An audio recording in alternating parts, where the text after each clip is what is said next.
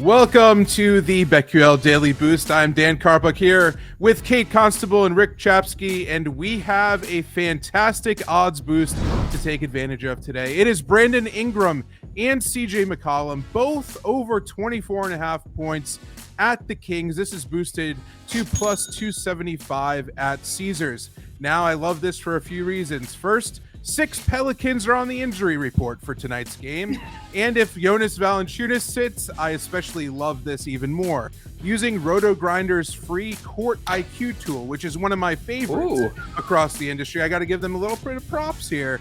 Ingram and McCollum have gigantic usage rates with those 6 players off the floor. Ingram has a 35.5% usage rate and averages 0.81 points per minute with those guys off the floor. If he plays 36 minutes, that translates to 29 points roughly.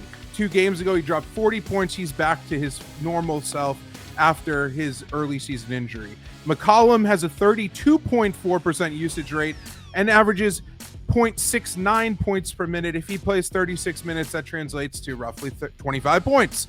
He had 25 points last time out, and we just need him to get 25 points tonight. So plus 275 suggests that this has a 26.67% chance to hit, and I think they should have a much higher probability. So for those reasons, if you guys have anything to add, I just realized I rambled on and on. But Kate, I'll kick it to you. Kate, you're next. Yeah, yikes. How do I even follow that up?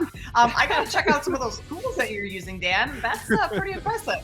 I'm just going to go straight looking at like the stats from these last couple of games. I mean, Ingram had 17 last outing, 40 the one before that. But if you look at the number of shots he's taking, 29 against Portland, 16 against Golden State. He's been in the mid-20s for most of the last 10 games, which is pretty good. And CJ McCollum, he's right there with him. High teens is what he's looking at in terms of number of shots. He's taken 9, 8, 5, 10 threes a game over those last 4 games. So plenty of attempts. With all of those players out, I only expect those attempts to go up, which means likely to hit these numbers, especially.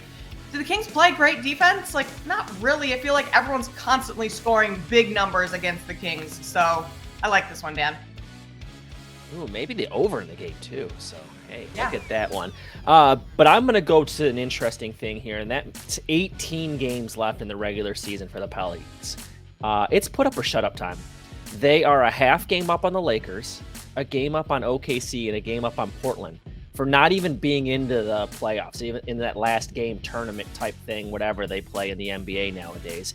So they have to win these games, and that means the star players have to come to play in these last 18 games, or the Pelicans are going to be at home, and what a disaster of a season for them, which should have been a lot better, and obviously it's been a lot to do with injuries, but you can only make so many excuses for these guys. So it should be interesting tonight against a team that you can score against.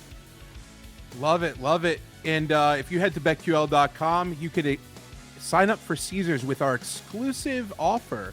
I'm going to just dangle that out there. You're going to have to go see for yourself what that is. But if you don't have a Caesars account, you definitely want to do that. And we also have player props and star ratings for every single player prop on the board in the NBA every single day. So if you're a connoisseur of player props, you want to head over there right now. We're going to go to our favorite bets of the day.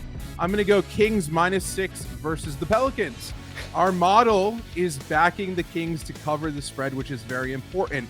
We've gone 18-7. That's 72% when backing Sacramento to cover this season. If you bet $100 on each of those, you'd be up $1,030 right now. I definitely take that. I think that's a pretty solid rate. But get this. This shocked me.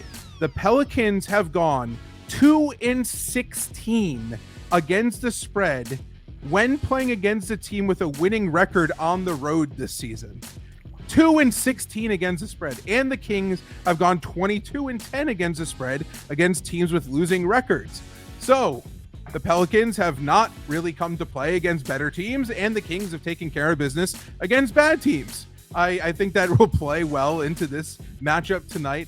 New Orleans' lineup is obviously depleted with injuries right now, as I mentioned. Sacramento's gone 5-1 straight up, 4-2 against the spread over their last 6 contests, and the Pels have gone 1-4 straight up, 1-4 against the spread in their last 5 games. So light the beam. I have to say light the beam every single time we talk about the games. Mandatory now when you're talking Sacramento.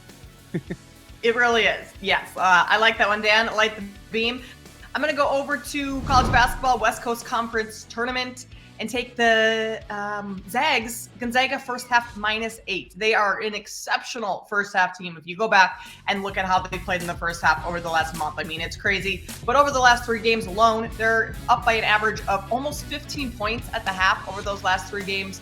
They were up by 20 on San Francisco, who they play tonight at the break when these two teams met a month ago.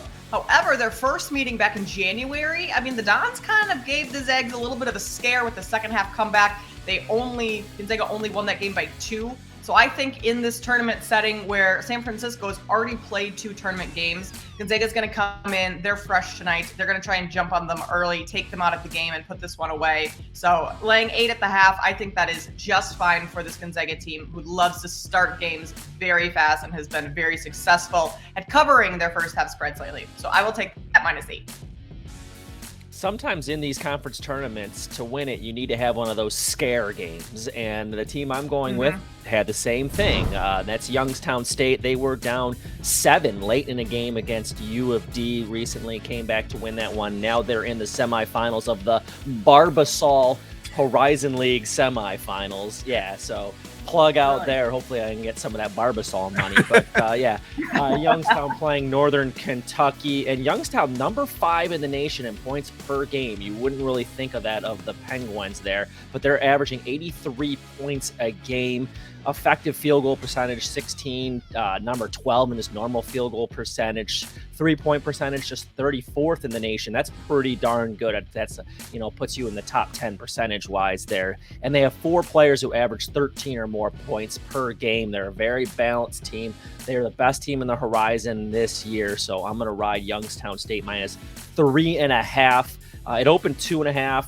You see 4s all over the place, so people are on with me right now. So get in before that gets too high. I love it. I love it. We're going to start the week off with some winners. I feel it. I feel it. Don't you guys feel it? Thanks for listening to the BetQL Daily Boost, and we will be right back tomorrow with another odds.